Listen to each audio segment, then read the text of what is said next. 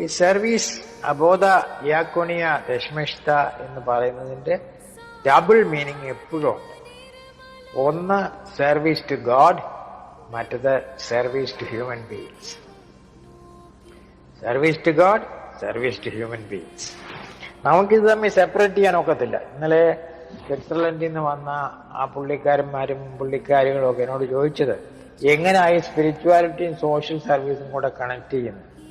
അപ്പൊ ഈ സ്പിരിച്വാലിറ്റി എന്ന് പറഞ്ഞാൽ വേറെ ഏതാണ്ട് അകത്തുള്ള ഏതാണ്ടോ ഒന്നും അവർക്ക് നമുക്കങ്ങനെ വ്യത്യാസമില്ല.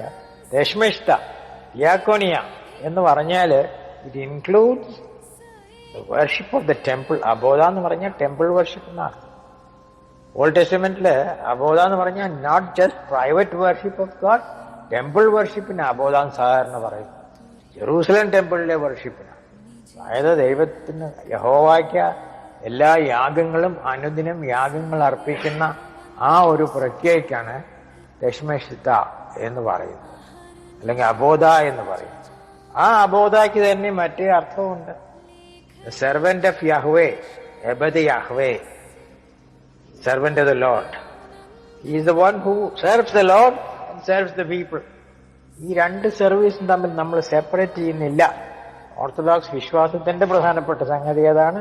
ഓൾഡ് ടെസ്റ്റമെന്റിലും അതാ പ്രധാനമായിട്ടുള്ളത്. ഈ അബ്ദൂഫോ,